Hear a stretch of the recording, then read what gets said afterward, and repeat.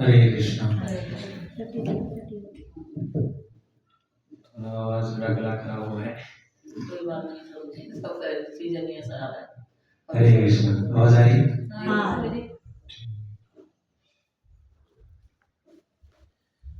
आप पहली बार आएंगे सेंटर में माता जी?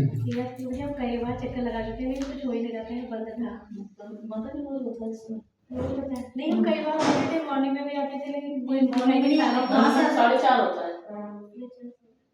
मॉर्निंग का भी था, कोई दिखा भी नहीं था इधर। नहीं, शाम को रोज होता है यहाँ से 6:30 से 7:30। 6:30 7:30 हाँ, रोज क्लास भी होती है, आती भी होती क्लास। बेल बजाना चाहिए था।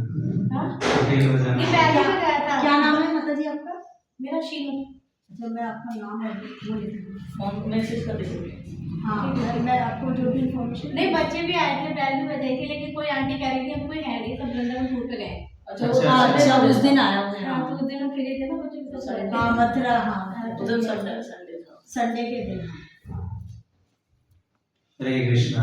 जैसा कि पता होगा कि एवरीडे हम हमारे श्लोका डिस्कस करते हैं और धीरे हम भगवद गीता के कृष्ण के माध्यम से, अर्जुन के माध्यम से अपने जीवन में जो भी चीज़ घटना घटित हो रही है उसको हम समझने का प्रयास कर रहे हैं और धीरे धीरे हम भगवान की भक्ति में आगे की ओर बढ़ रहे हैं। भगवान श्री कृष्ण ने भगवद गीता में बताया है, उसी के पथ पे हम चलने का प्रयास कर रहे हैं भगवद गीता के माध्यम से। तो आप सभी को संध्याकालीन भगवद गीता सत्र में सभी का स्वागत है। सर्वप्रथम हम प्रार्थना करेंगे, सभी हमारे साथ प्रार्थना में रहेंगे।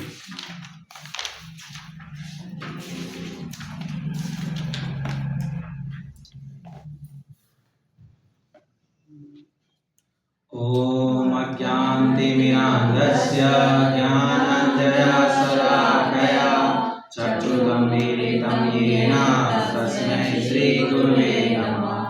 श्रीचैतन्यमनोभीष्टं स्थापितं येन भूतले स्वयं रूपं कदा मह्यं ददाति स्वपदान्तिकम्। जय श्री कृष्ण चैतन्य प्रभु नित्यानंद श्री अद्वैत गदाधर श्रीवासादि गौर भक्तवृंद। हरे कृष्णा कृष्णा कृष्णा हरे हरे, हरे राम राम राम हरे हरे। तो सर्वप्रथम श्लोका पढ़ेंगे, उसके बाद जो है उसका शब्दार्थ और देन उसके बाद हम तात्पर्य पढ़ेंगे, परपट पढ़ेंगे। तो सभी हमारे साथ श्लोका दोहराएंगे। सबके पास भगवद गीता आ गया? हरे कृष्णा।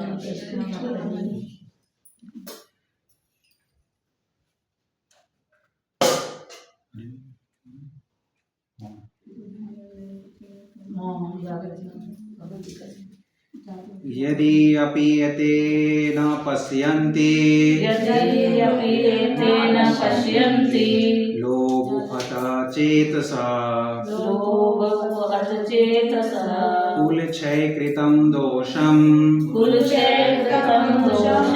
मित्रद्रोहे च पातकम् कथं न ज्ञेयम् अस्माभिः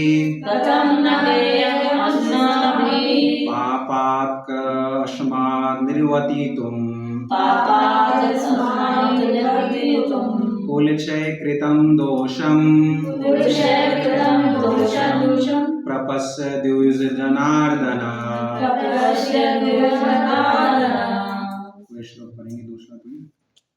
हे जनार्दन, यद्यपि लोभ से अभिभूत चित्त वाले ये लोग अपने परिवार को मारने या अपने मित्रों से द्रोह करने में कोई दोष नहीं देखते, किंतु हम लोग जो परिवार के विनष्ट करने में अपराध देख सकते हैं, ऐसे पाप कर्मों में क्यों प्रवृत्त हों? प्रभुपाद यहाँ बता रहे हैं, क्षत्रिय से यह आशा नहीं की जाती कि वो अपने विपक्षी दल द्वारा युद्ध करने या जुआ खेलने का आमंत्रण दिए जाने पर मना करे। ऐसी अनिवार्यता में अर्जुन लड़ने से नकार नहीं सकता, क्योंकि उसको दुर्योधन के दल ने ललकारा था। इस प्रसंग में अर्जुन ने विचार किया कि हो सकता है कि दूसरा पक्ष इस ललकार के परिणामों के प्रति अनभिज्ञ हो, किंतु अर्जुन को तो दुष्परिणाम दिखाई पड़ रहे थे, अतः वह इस ललकार को स्वीकार नहीं कर सकता। यदि परिणाम अच्छा हो तो कर्तव्य वस्तुतः पालनीय है, किंतु यदि परिणाम विपरीत हो तो हम उसके लिए बाध्य नहीं होते। इन पक्षों विपक्षों पर विचार करके अर्जुन ने युद्ध न करने का निश्चय किया। जैसा कि अब अभी तक आप देख रहे हैं, अर्जुन जो है अपनी मन की जो वेदना है वो भगवान श्री कृष्ण को बता रहे हैं, क्या क्या उनके मन में वेदना है और युद्ध क्यों नहीं करना चाह रहा है अर्जुन। ऐसे ही हमारे जीवन में काफ़ी ऐसी परिस्थितियाँ होती है कि हम सामने देख के भी हम उसको नज़रअंदाज करते रहते हैं और हम उस चीज़ से लड़के डट के सामना नहीं करते हैं। तो दृश्य ये है कि कुरुक्षेत्र का मैदान है, धूल उड़ रही है, आपस धूल काफ़ी उड़ रही थी उस टाइम, और दोनों ओर जो योद्धा खड़े हैं, पांडव और कौरवों के जो है योद्धा खड़े हैं, लेकिन बीच में जो है सबसे खरा दुनिया का सबश्रेष्ठ योद्धा जो है अर्जुन काँप रहा है, और वो शत्रुओं को नहीं देख के बल्कि अटैचमेंट, उसको अपने परिवार से इतना अटैचमेंट हो गया, इतना हो गया है अटैचमेंट कि उसको देख के जो है उसका जो गांडीव है वो जो है सरक रहा है, और वो सही से वो पूरा उसका शरीर जो है काँप रहा है। इससे हम पहले श्लोका में चर्चा कर चुके हैं।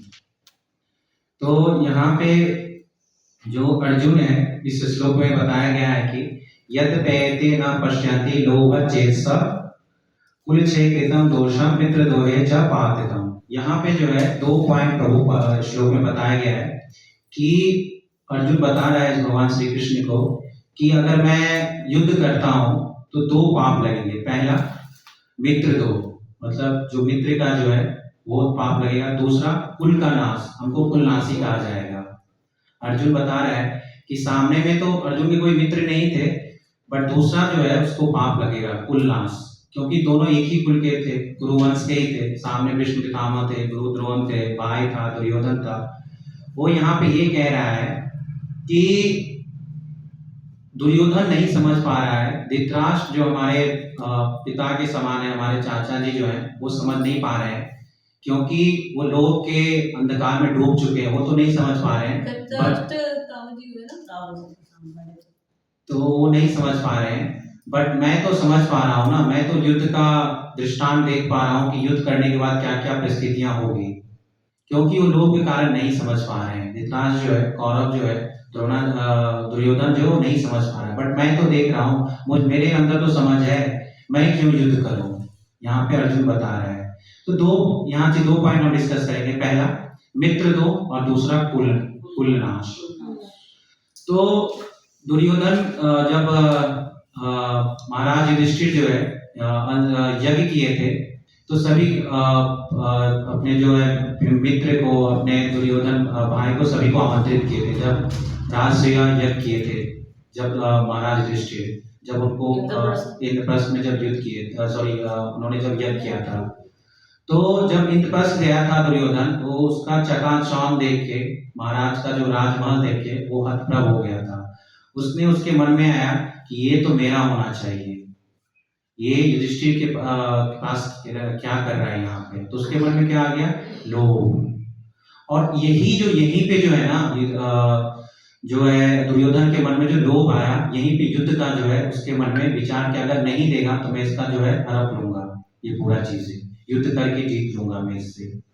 तो लोभ जो है ना, जब इंसान लोभ करता है तो उसके मन का जो चेतना है ना, वो कॉन्शसनेस जो है ना, वो गायब हो जाता है। वो सोच नहीं पाता है कि क्या अच्छा है और क्या बुरा है। तो ऐसा हम देख सकते हैं कि दुर्योधन के संदर्भ में हम देख सकते हैं, उसके मन में जैसे ही लोभ आया, वो नहीं समझ पाया कि क्या अच्छा है, वो मेरा भाई है, मेरा, जबकि उसका राज नहीं था, धृतराष्ट्र का उनको सौंपा गया था राज कि आप पांडव जो उनके पिताजी थे, उनके जब तक मैं नहीं आया, जब मेरा पुत्र आएगा तो आप उसको राज दे दीजिएगा। बट लोभ के कारण जो है धृतराष्ट्र राज नहीं दे पा रहे थे। और दूसरा क्या था, पुत्र मोह, अटैचमेंट, मोह के कारण भी जो है वो राज नहीं दे पा रहा था। तो यहाँ पे हम देख सकते हैं कि दुर्योधन कितना लोभी था। इसीलिए हम इंसान को जो है लोभग्रस्त नहीं होना चाहिए। जब हम लोभग्रस्त हो जाते हैं तो हमारे मन में जो है, जो बुद्धि का जो संचालन होता है, क्या सही है क्या गलत, जो है जैसे मन का काम है संचय करना और निश्चय करना, तो संचय और निश्चय करने का जो है मन जो है वो गलत कदम उठाता है वहां पे, और उस टाइम हमारी बुद्धि नहीं सोच पाती है क्या सही है क्या गलत है, जिस प्रकार दुर्योधन यहाँ हो रहा है। दूसरा हम देखते हैं कुल का नाश। अर्जुन बता रहा है कि यहाँ पे अगर मैं सामने वाले सभी को मार दूंगा तो क्या होगा, कुल का नाश होगा। बट हमने इसके पिछले श्लोक में पढ़ा है कि जो 6 अताताई होते हैं ना, 6 अताताई को जो है मारना चाहिए, उसमें कोई पाप नहीं लगता है। इसे प्रीवियस श्लोक में हम लोग डिस्कस किया है। तो यहाँ पे मित्र का हम एक प्रसंग लेते हैं, कहानी लेते हैं। एक प्रसंग है महाभारत का, जब द्रोणाचार्य और द्रुपद जो है एक ही आश्रम में जब पढ़ाई कर रहे थे, तो उस टाइम द्रुपद जो थे राजा के पुत्र थे और द्रोणाचार्य जो है वो ब्राह्मण थे। तो ब्राह्मण उस समय जो है हमेशा भिक्षाटन करके और कम में ही जो होते थे सुखी होते थे। तो द्रुपद जो था वो पढ़ने उतना अच्छा नहीं था, तो हमेशा जो है द्रोणाचार्य से मदद मांगता था कि मुझे मदद करो और जब भी तुम्हें जरूरत पड़ेगी मैं तुम्हें मदद करूंगा। मतलब एक मित्रवत व्यवहार था कि जब भी आपको जरूरत पड़े तो मैं डेफिनेटली आपको मतलब जो आपको मदद करूंगा। तो दोनों आपस में ग्रेजुएट हुए और फिर अपने अपने वो राज्य कर्म चलाने लगा। और जो द्रोणाचार्य हैं उनका तो ब्राह्मण का क्या काम था, शिक्षा को बांटना, ब्राह्मण का ही काम था। तो बच्चे को पढ़ाने लगे। तो एक दिन उसी बच्चे में जो द्रोणाचार्य के जो बेटे थे अश्वत्थामा, जो बच्चे के साथ खेल रहे थे, सभी बच्चे के साथ देखे कि वो मतलब मोटा ताजा था और जो अश्वत्थामा था पतला दुबला था। तो उसने उसको बच्चे ने चिढ़ाया कि तुम्हारी माँ तुम्हें दूध नहीं देती है क्या। तो वो जाके रोते रोते अपने माँ के पास गया, बोला कि माँ दूध कैसा होता है, जबकि उसको जो अश्वत्थामा को दूध के बारे में कुछ पता भी नहीं था कि माँ दूध कैसा होता है, मैं तो आज तक दूध पिया ही नहीं। तो इतने गरीब थे द्रोणाचार्य कि उसकी जो पत्नी थी वो चावल जो होता है, चावल में आप जब उसको पीसोगे तो उसमें व्हाइट कलर का वो होता है, नहीं व्हाइट, जब उसको पीसोगे पानी जो होता है व्हाइट कलर का होता है। हाँ, तो वो जो व्हाइट जो सफेद निकलता था वो उसको बोला कि यही दूध है। जब ये द्रोणाचार्य ये दृश्य देखते हैं तो उनको वो बड़ा लज्जित होता है कि मैं कैसा पति हूँ, कैसा अभागा पति हूँ, जो मैं अपनी पत्नी को जो है सही से सुख नहीं दे पा रहा हूँ और अपने बच्चे को सही भरण पोषण नहीं कर पा रहा हूँ। बट ब्राह्मण थे, ब्राह्मण उस टाइम क्या होते, सेटिस्फाइड होते थे, कम में ही जो है अपना आश्रम चलाते थे। तो उन्होंने सोचा कि मेरा एक मित्र है द्रुपद, मैं उसके यहाँ जाता हूँ, कुछ ना कुछ एक गाय मैं मांग लूंगा जिससे मैं अपना जीवन भर भरण पोषण कर लूंगा। तो गए वहां पे द्रुपद के यहाँ। तो द्रुपद के यहाँ जैसे राज्य में गए तो वहां के जो सेनापति थे उन्होंने बोला कि तुम कौन हो, तुम तो भिखमंगे हो। तो उन्होंने कहा कि मैं जो तुम्हारे राजा का क्या हूँ, मित्र हूँ। तो वो हंसने लगा, सभी हंसने लगे, एक भिखारी कैसे राजा का मित्र हो सकता है। तो वहां पे जो द्रुपद थे वो किसी कार्य में बिजी थे, मंत्री राज के कार्य में बिजी थे। उन्होंने बोला कि तुम अपने राजा को बोलो कि तुम्हारे मित्र द्रोण आए हैं। जब वो गए वहां पे द्रुपद को सूचना देने के लिए, सेनापति जो सूचना कि आपके मित्र आए हैं, तो द्रुपद ने सोचा कि क्योंकि उसके साथ उसके पास क्या आ गया था, राज्य आ गया था, प्रतिष्ठा आ गया था, सब कुछ आ गया था, धन आ गया था, दौलत आ गया था। उसने सोचा कि अगर मैं राज्य में बोल दूंगा, जो राज्य में बोल दूंगा कि हमारा मित्र है, तो हमारा स्टेटस क्या हो जाएगा, कम हो जाएगा। एक भिखारी का जो है आप अपने आप को मित्र समझते हो, इसलिए जो है ना उसने नकार दिया, बोला कि हट, उसको भगा दो वहां पे, द्वार से भगा दो, वो मेरा मित्र नहीं है। तो क्या मांगने गया था, सिर्फ एक गाय मांगने गया था, जबकि राजा के पास तो एक गाय कोई बड़ी बात नहीं है। तो करोड़ों लाखों गाय उसके पास रहते हैं, एक गाय कोई बड़ी बात नहीं है। तो उसने उसको, जो सेनापति ने जो है उसको दुत्कार करके उसको भगा दिया। ये द्रोण को जो है ना, गुरु द्रोण को काफी मतलब लज्जित का सामना करना पड़ा और काफी मन में दुख हुआ। तो वो घर की ओर लौट नहीं पड़े, वो चले गए कहाँ, हस्तिनापुर। और वहीं पे जो हस्तिनापुर जो यूनिवर्सिटी है जहाँ पे राजाओं के बच्चे सीखने आते थे, वहां पे क्या बन गए, वाइस चांसलर, वीसी, जो भी आप देखते हैं यूनिवर्सिटी वीसी। तो सबसे बड़े जो है वहां पे शिक्षक बन गए, उन्होंने शिक्षा दी। तो वहां पे जितने भी राजा के बेटे आते थे उनको वो शिक्षा देते थे। तो और दूसरा उन्होंने प्रण लिया कि जिस प्रकार मुझे बेइज्जती किया, मित्र था उसने बेइज्जती किया, उसी तरह से उसको मैं बेइज्जती करूंगा। और उसने अपने सभी जितने भी स्टूडेंट थे उनको इतना प्रखर और विद्वान बनाए शास्त्र और शास्त्रों में दोनों में।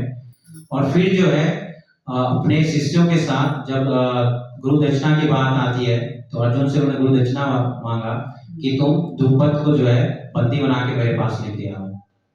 और फिर जो है अर्जुन युद्ध करते हैं द्रुपद की सेनाओं से, और द्रुपद जो हार जाता है और द्रुपद को बंदी बना के गुरु द्रोण के सामने उपस्थित किया जाता है। और उसने उसी टाइम वादा किया था कि मैं इसका आधा राज्य जो है हड़प लूंगा। और फिर आधा राज्य तो उन्होंने दे दिया, मतलब लेने के बाद उसको बेइज्जती करवा के, द्रौपद को जो बेइज्जती करवा के फिर उनको जो है राज वापस कर दिया। अब देखो यहाँ पे मित्र दो क्या होता है, आप देख सकते हो। फिर द्रौपद ने प्रण ले लिया कि गुरु द्रोण ने जो है मुझे जो है इतना बड़ा, क्योंकि क्षत्रिय था, क्षत्रिय का जो अपमान है ना वो अपने उस टाइम ले लेता था कि अहंकार में ले लेता था कि मुझे अपमान कैसे कर दिया। अब दोनों मित्र थे, आप देखो मित्र तो कैसे काम करता है यहाँ पे। उसने उसमें अहंकार में शपथ ले लिया है कि गुरु द्रोण का जो है हत्या करूंगा मैं। और वो क्या चला गया, वो राज नहीं चला के कहाँ चला गया, तपस्या करने गया। और जब तपस्या करने गया तो वहां से वर लेके उनका एक पुत्री हुई जिसका नाम द्रौपदी, और दूसरा का क्या नाम था, धृष्टद्युम्न। और वही धृष्टद्युम्न जो है गुरु द्रोण का जो है वध करते हैं। तो यहाँ पे आप देख सकते हैं कि मित्र जो है, मित्र दो कैसा होता है। मित्र का जो जेलस भावना होता है, अगर नहीं कुछ प्राप्त हुआ तो कितना नुकसान पहुंचता है। दूसरी तरफ हम देख सकते हैं कि मित्र कैसा होना चाहिए। मित्र कैसा होना चाहिए, यहाँ पे एक प्रसंग आता है रामायण में भगवान राम से। भगवान राम ने जो है बानरों के साथ मित्रता की, केवटों के साथ मित्रता की, और बानरों वही सुग्रीव बानरी थे, तो उनके साथ मित्रता की। और साथ में जो है भालू जो रीछ होते हैं उनके साथ जो क्या मित्रता की। तो मित्र कैसा होना चाहिए। भगवान राम तो बड़े राजा थे, मतलब राजकुल के बड़े राजा थे उनके पास। और फिर उन्होंने विभीषण के साथ जब मित्रता की तो ऐसा नहीं किया कि विभीषण से मित्रता करके उनकी राज जो है अधिकार अपने अंदर ले लिया। जब लंका उन्होंने जीत लिया तो विभीषण को सौंप दिया। सुग्रीव जो है, सुग्रीव से जब उन्होंने मित्रता किया तो जब बाली जो था उसको मारता था, उसका भाई मारता था, तो फिर वो किसके पास गया, भगवान राम के पास गया। तो भगवान राम ने फिर उसको बचाया। तो इस प्रकार से जो भगवान राम एक मित्रता के सबसे बड़े प्रतीक माने जाते हैं, किस प्रकार उन्होंने मित्रता का। और तीसरा आप देख सकते हो कि जब पुष्पक विमान से जब अयोध्या के लौट रहे थे तो उसमें उन्होंने क्या, किसको बनाया, बैठाया, हनुमान जी को बैठाया, जामवंत को बैठाया, मतलब भालू और बंदर को उन्होंने बैठाया। तो एक राजा जब वो अयोध्या लौटे तो सब देख के चौंके कि भालू बंदर यहाँ पे क्या कर रहा है। तो उसको उसी तरह से ट्रीट किए जैसे एक वीआईपी को ट्रीट किया जाता है। तो अयोध्या राज्य में उसको उसी तरह से ट्रीट मिला। तो यहाँ पे एक प्रश्न आता है कि जब शत्रुघ्न से पूछा गया, जब राम का अभिषेक होने वाला था, उसने पूछा कि किसको आपकी तरफ से एक इनविटेशन दिया जाए, किस वीआईपी को इनविटेशन दिया जाए। तो उसने कि उनको राम ने, भगवान ने किनको इनविटेशन दिया, केवट को इनविटेशन दिया, जामवंत जी को इनविटेशन दिया, और विभीषण को, जो भी उनके सीता महारानी को युद्ध में जो भी सहायक थे उन सभी को उन्होंने क्या किया, निमंत्रण, निषाद राज को इनविटेशन दिया। तो यहाँ से ये पता चलता है कि मित्र हमको किसको बनाना चाहिए, समझ आया। तो हमारे आपके जीवन में, सभी के जीवन में कोई ना कोई मित्र होते हैं, सभी के, आप लोगों के भी कोई ना कोई मित्र होंगे। तो मित्र जो है ना उनको बनाना चाहिए। यहाँ पे प्रश्न आता है कि मित्र फिर किसको बनाना चाहिए। हम अपने आध्यात्म मटेरियल लाइफ में हम कैसे पहचाने कि ये मित्र जो है हमारा अच्छा होगा या बुरा होगा। तो इससे पहले भी मैंने चर्चा किया था कि कुंती महारानी ने अर्जुन को या पांडवों को अपना पुत्र इसलिए मानती थी क्योंकि क्या थे, वो कृष्ण के भक्त थे। तो मित्र उन्हीं को बनाना चाहिए जो क्या है, कृष्ण के भक्त हैं, कृष्ण के पथ पे चल रहे हैं, कृष्ण की वाणी को सुन के अपने जीवन में उतार रहे हैं। उन्हीं को क्या करना चाहिए, हम अपने मित्र बनाना चाहिए। क्लियर है, मित्र किसको बनाना चाहिए, जो भगवान के भक्त हो, उन्हीं को क्या करना चाहिए, मित्र बनाना चाहिए। तो इस प्रसंग में ये आता है। और दूसरा जैसे कुल का नाश जैसे आता है, कुल का नाश जैसे बता रहे हैं कि अर्जुन जो है कुल का नाश, तो हम पिछले आपको मैं बता ही चुका हूँ कि जो 6 महागुण होते हैं, उसका नाश करने में कोई दिक्कत नहीं है।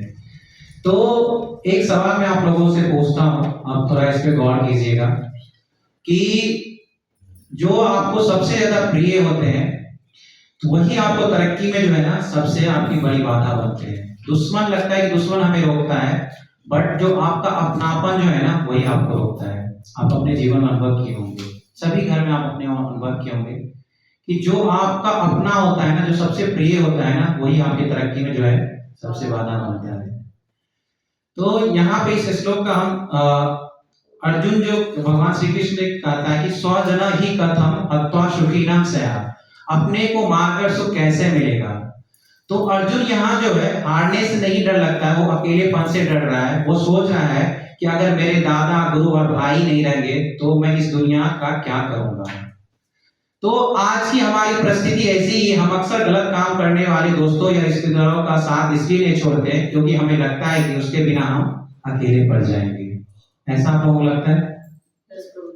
लगता है ना कि हम अकेले पड़ जाएंगे। क्यों? क्योंकि हम वहां पे देहात बुद्धि की तरह सोचते हैं। अर्जुन भी यहाँ पे क्या है, देहात बुद्धि, शरीर के लेवल पे सोच रहा है कि जो वो सोच रहा है कि ये व्यक्ति रहेगा तभी हमको सुख की प्राप्ति होगी।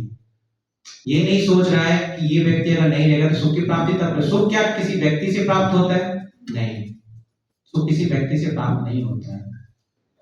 तो यहाँ बहुत समझने की जरूरत है हम लोगों को कि दुनिया में अक्सर गलत काम, रिश्तेदारों से उसी के साथ आप मित्रवत व्यवहार करते हैं, उसी के साथ आप रहने की इच्छा करते हैं और हम अकेले पड़ जाते हैं, इसलिए उससे जो है मुंह नहीं फेरते हैं, अटैचमेंट होता है उससे। तो यहाँ पे दो चीज होता है, एक हम समझेंगे कि अटैचमेंट और प्रेम में, मोह और प्रेम में क्या अंतर है। किसी को पता है मोह और प्रेम में क्या अंतर है? मोह क्या होता है और प्रेम क्या होता है? मोह में मनुष्य फंस जाता है, प्रेम में समर्पण करता है। मोह जो होता है ना, उसमें इसलिए कहता है कि मुझे तुम इसलिए चाहिए क्योंकि तुम्हारे होने से मुझे खुशी मिलती है। होता है ना कि तुम मुझे इसलिए चाहिए कि तुम्हारे होने से मुझे खुशी चाहती है, वो क्या है? मोह है। जिस प्रकार अर्जुन यहाँ पे देख सकते हैं, उसे यह भूलने पर मजबूर कर रहा है कि कौरव ने कितना अन्याय किया उसके साथ। कौरव ने बहुत सारा अन्याय किया ना अर्जुन के साथ, पांडव के साथ। उसकी पत्नी का चीरहरण किया, वन में भेज दिया, राज्य छीन लिया। उसके बाद भी अर्जुन सोच रहा है कि ये होगा इसीलिए मेरी खुशी होगी, ये नहीं होगा तो मुझे खुशी मिलेगा क्या? ये मोह में पड़ा हुआ है। प्रेम क्या है? जैसे माता जी ने बताया कि समर्पण, खुद को समर्पित करना क्या है? प्रेम। कृष्ण अर्जुन से प्रेम कर रहे हैं। यहाँ पे कृष्ण क्या कर रहे हैं? अर्जुन से प्रेम कर रहे हैं। आगे हम दृष्टांत में बताएंगे, आगे श्लोक में बताएंगे कि अर्जुन को जो है कृष्ण जो है संतावना नहीं दे रहे हैं कि तुम ऐसा मत करो, ये मत करो, नहीं। उसको क्या करने हैं? ज्ञान की चक्षु खोल रहे हैं, ज्ञान को उसको उसकी आंखें खोल रहे हैं। आगे बताएंगे भगवान श्री कृष्ण। तो अर्जुन को क्या कर रहे हैं? युद्ध के लिए तैयार कर रहे हैं।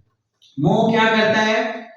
भय पैदा करता है, आपके अंदर डर पैदा करता है। जब भी आप अटैचमेंट हो किसी से भी, आप देख लो, जब भी अत्यधिक अटैचमेंट होता है उसको खोने का डर होता है। किसी से भी, चाहे पुत्र से, पति से, पत्नी से, रिश्तेदार से, उसको खोने का डर होता है। तो मोह क्या करता है? भय पैदा करता है। तो यहाँ पे हम देख सकते हैं मोह क्या पैदा करता है? भय। प्रेम क्या पैदा करता है? साहस, सत्य से लड़ने का दम रखता है प्रेम। अगर आपका समर्पण लगा हुआ है कि ये मेरा नहीं है, मैं उसकी खुशी के लिए जीऊंगा या मैं उसके लिए जीऊंगा, तो जब आप समर्पित करते हो तो आपको क्या करता है? साहस पैदा करता है। हम एक आधुनिक उदाहरण ले सकते हैं। जैसे मान लीजिए कि एक पिता है, अपने का उसका खुद का कंपनी है और उसने अपने बेटे को क्या बना दिया? उस कंपनी का क्या बना दिया? इंचार्ज बना दिया उस कंपनी का, जबकि वो बेटा क्या है? अयोग्य है। ऐसा होता है ना, अपने आप देखते हो कि पॉलिटिशियन में या बहुत सारे आप कंपनी देखते हैं कि अपने जो पुत्र अयोग्य होने के बावजूद जो बीवी जो है उस कंपनी का क्या किया जाता है? इंचार्ज बना दिया जाता है। तो उसके कारण क्या हो जाएगा? एक तो उस कंपनी का नुकसान होगा, दूसरा क्या होगा? वो समाज का भी नुकसान करेगा। वही पिता, ये क्या है? मोह। ये क्या है? मोह। वही पिता अपने बेटे को अगर मेहनत करने के लिए किसी अपने घर से दूर भेजता है और वो अगर खुद को साबित करता है और फिर कंपनी का जो है डायरेक्टर बनाता है तो क्या कहलाता है? प्रेम। दूसरा एक और एग्जांपल देख सकते हैं कि जब बच्चे छोटे होते हैं तो जब बच्चे बीमार होते हैं तो माता जो है उसको प्यार से मेडिसिन, जो करवा मेडिसिन होता है वो खिलाती है। तो बच्चे बार बार जिद करते हैं कि नहीं खाऊंगी, नहीं खाऊंगी, नहीं खाऊंगी, नहीं खाऊंगा, जिद करता रहता है बच्चा। बट मम्मा जो है उसकी जबरदस्ती जो है मेडिसिन खिलाती है ना। क्यों? क्योंकि उसको लॉन्ग टर्म तक देखती है। अगर बच्चे स्वस्थ होंगे तो अच्छा रहेंगे। अगर शॉर्ट टर्म वो देखे कि नहीं, अगर बच्चा बोल रहा है मैं नहीं खिलाऊंगा तो क्या हो? मोह। और प्रेम क्या है कि नहीं, उसको सही करना है। वो बीमार है, उसको क्या करना है? सही करना है, तो वो प्रेम कहलाता है। तो एक और हम एग्जांपल देख सकते हैं कि अगर मुझे पक्षी पालने का शौक है, आप सभी को पक्षी पालने का शौक है, तो हम क्या करते हैं? पक्षी को क्या करते हैं? पिंजरे में बंद कर देते हैं। वो गलत है। पिंजरे में बंद कर दो, क्या है? मोह है। और पक्षी को अपने स्वतंत्र रूप से उसको खाना खिलाइए, पानी दीजिए, जब वो आए उसको दाना दीजिए, तो वो क्या है? प्रेम है। अगर हम किसी को बांधते हैं तो क्या है? मोह। किसी को हम छोड़ते हैं वो क्या है? प्रेम। तो समझ में आ गया मोह और प्रेम में क्या है? मोह व्यक्ति को क्या करता है? पैरालाइज कर देता है, पंगु बना देता है। मोह क्या करता है? व्यक्ति को पंगु बनाता है। प्रेम व्यक्ति को क्या करता है? स्वतंत्र करता है, उसमें डर की भावना नहीं होती है। तो यहाँ पे जो है अर्जुन जो है क्या है? मोह में पड़ा हुआ है और उसको क्या बना रहा है? पैरालाइज कर रहा है। और जब भगवान श्री कृष्ण जब उनको ज्ञान देंगे तब वो समझ पाएगा कि मोह और प्रेम में क्या अंतर है। यहाँ पे अभी नहीं समझ पा रहा है। तो अर्जुन जो है, कौरवों में यहाँ पे एक श्लोक आता है कि यद्यपि न पश्यन्ति लोक बोधा चेतसा, तो लोग की बात करता है, लेकिन कृष्ण जो है इस पूरा संदेश को उनकी बुराई देखने से पहले उसकी क्या करते हैं? कमजोरी को देख रहे हैं। कृष्ण आराम से सुन रहे हैं, किसी को डिस्टर्ब नहीं कर रहे हैं। कृष्ण पूरी बात, अर्जुन की मन की जो बात है बड़े प्यार से सुन रहे हैं। तो आज आप घर जाके एक प्रयास कीजिएगा कि अपनी जिंदगी में उस फैसले को देखिएगा जो आप अपनों के डर से नहीं ले पा रहे हैं। आज अपने आप घर जाइएगा, थोड़ा अपने आप को विश्लेषण कीजिएगा कि कौन सा ऐसा फैसला है कि जो आप अपनी जिंदगी में, जो आपको भक्ति में आगे बढ़ने से रोक रही है, या जो भी और भी चीजें होंगी, बहुत सारी जीवन में समस्याएं होंगी, जो आप उस फैसले को आगे बढ़ने के लिए आपको रोक रही है। क्या वो प्रेम है या मोह है? आज का जो श्लोक है वो मोह और प्रेम पे ही डिपेंड करता है। तो आज अपने घर जाइएगा तो अपने आप को विश्लेषण कीजिएगा कि जो मुझे जीवन में रोक रहा है, क्या वो मोह है या प्रेम है। अगर मोह है तो जल्द से जल्द उसको छोड़िए, प्रेम की ओर अग्रसर होइए। तो जो प्रेम है वो आपको क्या करेगा? सर्वश्रेष्ठ तक ले जाएगा, और मोह जो है आपको कंफर्ट जोन में जो है कैद करेगा। हमेशा याद रखिएगा, जो मोह है वो हमेशा कंफर्ट जोन में रखेगा आपको, और प्रेम जो है आपको आगे हमेशा बेस्ट पर्सन बनाएगा। ठीक है, तो यहाँ पे हम समझ सकते हैं कि सुखीनम श्यामा माधवा, अर्जुन बोलता है कि सुखीना श्याम माधवा, हम सुखी कैसे होंगे? आप सभी के जीवन में होगा क्वेश्चन कि हम सुखी कैसे रहें, हम सुखी कैसे होंगे? तो सुखी एक ही से हो सकते हैं जब हमारा मन, तन, धन सब क्या करेंगे? भगवान के चरणों में हम अर्पित करेंगे। भगवान के मन को, अपने मन को जो है भगवान के अपने मन को भगवान के चरणों से हम रस्सी से बांध कर रखेंगे, तभी हमारा जो मन है सुखी होगा। और दूसरा, भगवान का कैसे हम चरणों में लगा कर रखेंगे? हरे कृष्णा कृष्णा कृष्णा हरे हरे, हरे राम राम राम हरे हरे। तो भगवान का नाम, रूप, गुण, लीलाओं के बारे में, सेवाओं के माध्यम से हम अपना जो मन है भगवान की सेवा में हम हमेशा रख सकते हैं। बिकॉज जो मन है काफी चंचल है और मन पे कंट्रोल इतना जल्दी नहीं हो पाता है। जब तक हम भगवान के चरणों की सेवा में नहीं लगे रहेंगे, मन हमेशा भागता है। इसीलिए सभी से रिक्वेस्ट है, मेरा विनम्र निवेदन है कि अपने मन को जो है भगवान की सेवा में लगाइए। और जो मैंने टास्क दिया है उसको जरूर आप रजिस्ट्रेशन कीजिएगा यहाँ से जाकर। सभी के आपके जीवन में कुछ ना कुछ कठिनाई होगी, क्या वो मोह है या प्रेम है, इसको जरूर विश्लेषण कीजिएगा। और कल जब आप आएंगे तो हम इस पर डिस्कस करेंगे कि क्वेश्चन लेंगे कि मोह और प्रेम जो भी है प्रश्न वो हम आगे डिस्कस करेंगे। ठीक है, आज का यहीं पे समाप्त होता है। किसी का कोई प्रश्न है तो आप पूछ सकते हैं। तो मुझे वो खांडव वन में जब गए थे वो लोग, तभी तो उन लोगों ने यही कहा था ना कि 2 चॉइस रखी थी कि वो पांडव को कि खांडव वन लेंगे, तो दुर्योधन ने सोचा कि इनको खांडव ले लेने दो, वहाँ पे तो बहुत जंगल है, क्या ही होगा, है ना। तब उन्होंने इतनी मेहनत करी थी, ये मैंने तो प्रश्न है तब भी उन्होंने वो भी ले लिया। क्यों बनाया? क्योंकि उसके पीछे भगवान श्री कृष्ण थे।